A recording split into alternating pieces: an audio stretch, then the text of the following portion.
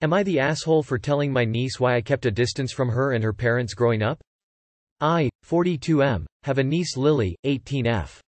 Lily is the result of an affair my ex-fiancé had with my brother while we were still together. I was led to believe Lily was mine throughout the entire pregnancy and almost signed her birth certificate before my ex confessed out of guilt that Lily was probably my brother's. We did a DNA test and Lily wasn't mine.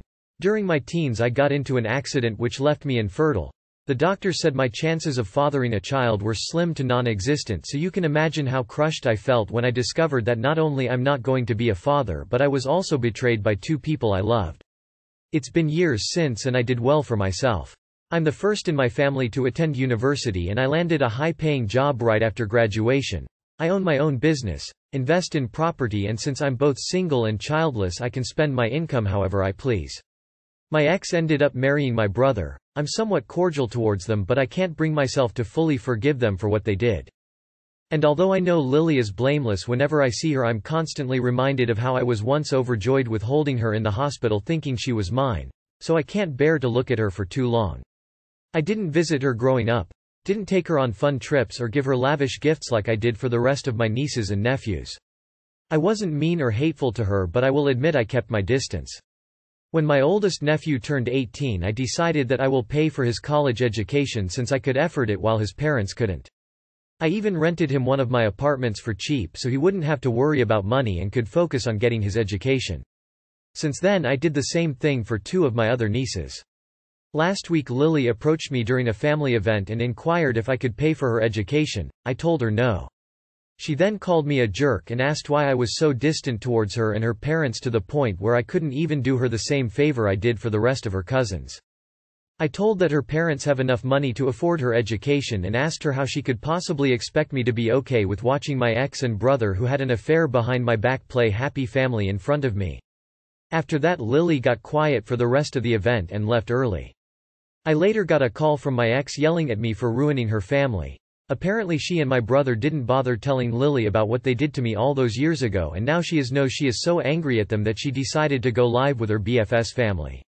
I'm starting to feel guilty that I told her the truth since it affected her more than I thought it would.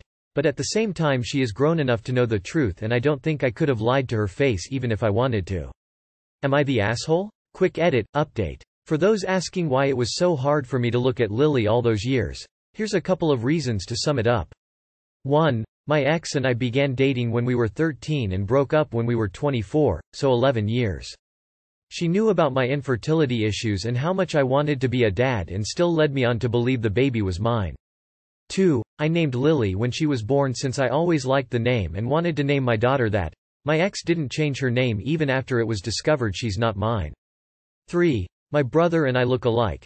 Lily looks like my brother and as a result she also looks a lot like me. If my ex didn't tell me back then I wasn't her father I wouldn't have suspected a thing. 4. Having to witness a child that looks like me, has the name I chose and was being raised by the woman I loved for so long, all the while being infertile really made it impossible for me to be an active part of Lily's life like I was for her cousins.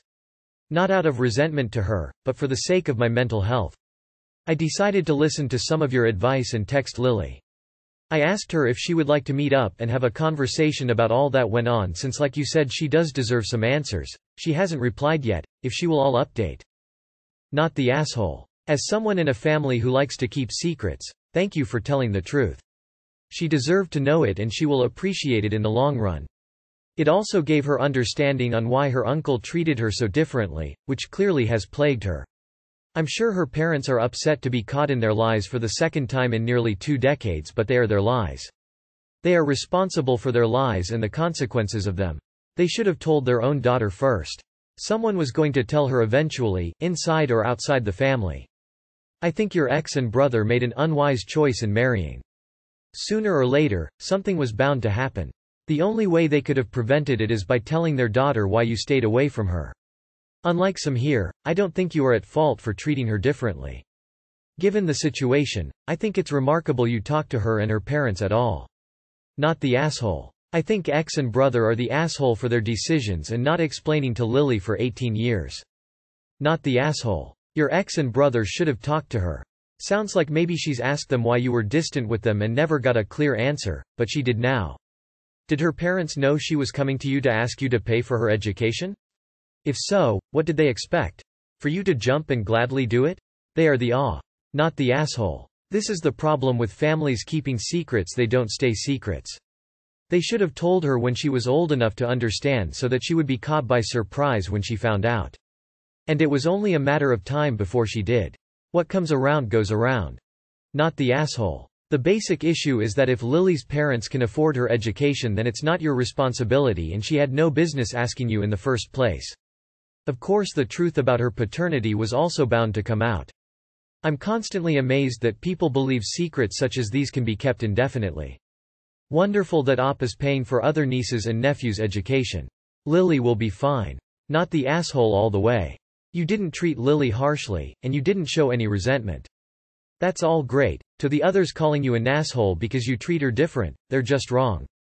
You're allowed to do that. None of your nieces and nephews are your responsibility. Your kindness doesn't have to be shared with everyone. Also, you telling her the truth is perfectly fine. She's an adult now. You weren't told this was a secret, and even if you were, it's not your responsibility to lie for your cheating ex and despicable brother. Carry on, man. Am I the asshole for telling the bride her choice was inconsiderate? My brother, 27 male, is getting married to his fiancée, 27 female, in September. I, 35 female, was asked to host and plan the bachelorette party with the bride's other future sister-in-law, Becky, 38 female. The party will be a 4-day event in August. Becky and I were asked to take over planning when one of the bridesmaids dropped the ball. I was also asked to host the party at my house, which is out of state for everyone. My house and my vehicles will be used. There will be a total of 6 of us at the party. Becky and I have been planning this 4-day event for the past 3 months. We have bought party favors and gifts, collected funds from all attendees, made reservations for fun activities, put together an itinerary, etc. We have spent a lot of time, energy, and funds prepping. There have been a few times I've turned down plans or friends visiting the weekend of the party because this is on the calendar. The bride calls me and Becky yesterday and says her grandmother's beach house in her home state has become available that weekend and wants the party to be there instead. She says it's closer for the guests, 4 of the 6 of us, and is where she wanted it originally. She said her cousin, who originally dropped the ball, will take over the planning.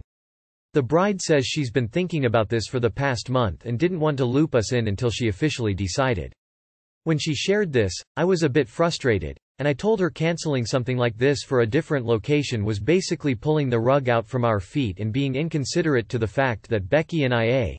were asked to take over planning, B. already had everything lined up, C. have spent time and energy coordinating with all guests, etc. Am I the asshole for calling the bride out on this and calling her decision inconsiderate? The bride said her decision should be hers to make and that she shouldn't be made to feel guilty. To this, I feel as though she should feel guilty. I do see her side, but her decision to completely change things that have already been in the works for a few months to make a very special 4-day trip seems crappy. Thoughts? Not the asshole. The bride was being rude and inconsiderate.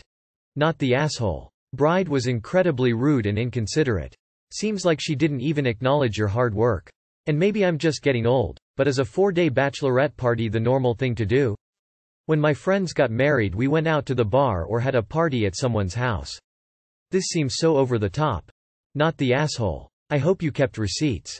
Return what you can, pack up the rest and make that her gift for the party. Then find something else to do that weekend. You know, because you didn't want to say anything until you officially decided. Not the asshole, but I'd probably just let it go. I know you've wasted time and money. She's being selfish. She should be apologizing and asking how she can make it up to you. And for sure she should have told you a month ago that she was considering it. Lesson learned. Don't give her your time and energy in the future. Not the asshole. A professional planner and venue wouldn't deal with this, and you shouldn't be expected to either. Not the asshole. She knew for a month that her first location was available and didn't say anything. That alone makes her an awe. By the way, what is the bride's other future sister-in-law mean? Is she not your sister? Am I the asshole for not cutting my hair even though someone told me it was bringing back their trauma? So for context, I have hair that is significantly longer than the average person. I get compliments about it all the time, and even though it's a hassle looking after it, I really do like it. My friend, who we'll call Kate, lost her mother to cancer before we met. I don't know the full story, but apparently she used to have hair as long as mine until she shaved it all off. Kate and I haven't been friends for long, but I really thought things were good between us until Kate pulled me aside one day to ask me for a favor. I asked her what favor it was and she said she wanted me cut my hair to at least just past my shoulders because it looked so much like her mom's. I thought she was just making a really bad joke, but it turned out she genuinely wanted me to do that. She said it was bringing back her trauma to see my hair and that she didn't know if she could keep being friends with me, as well as the fact that she really only asked because we were such close friends. She said she wanted to ask from the moment our friendship began but wanted to wait since it would be weird if she asked then. I told her that I was sorry but that I wouldn't be doing that. I love my hair. Here's where I might be I told her a few reasons as to why I loved having long hair, and one of them was about how much I resembled my mother. Immediately I felt bad because of the awkward timing of the comment and tried to tell her that I wasn't making fun of her for not having a mom or anything, but this seemed to make her more mad. She started screaming and crying about how she thought she could trust me and how awful I was for gloating at the fact that my mother is still alive. I tried diffusing the situation, but it clearly wasn't going to work out, so I just ran out. Recently I've been getting calls and texts from our friends about how disgusting I am, and it turns out Kate told them that I keep reminding her of her mom and even once said I look more like Kate's mom's daughter than Kate. I've tried explaining the truth and most of my friends have sided with me, but a few don't believe me and are saying I'm a bitch and that I should just cut my hair anyway, along with a comment or two about how hopefully I get to experience not having a mother soon. Edit. I thought this would be worth mentioning. I did bring up the fact that I'm not the only long-haired person in the world and that many people in my culture have long hair, and she countered it by saying that whilst that's true, she lives in a predominantly white neighborhood and it's rare to see hair as long as her mother's or mine. She herself is white, whereas I am not, so I'm not sure exactly why that was brought into it. So should I just do it even though she went behind my back and changed the story? I feel like if she wasn't still grieving she wouldn't have done that. I kind of get it to an extent because I myself went through something quite traumatic and now I can't look at a very popular drink without getting flashbacks just because I had it in my hand at the time, but at the same time I don't demand for store owners to stop selling them or anything, so why should she demand for me to cut my hair? If I was causing so much harm, then why would she continue to get to know me? And surely long hair isn't the only thing that reminds her of her mother?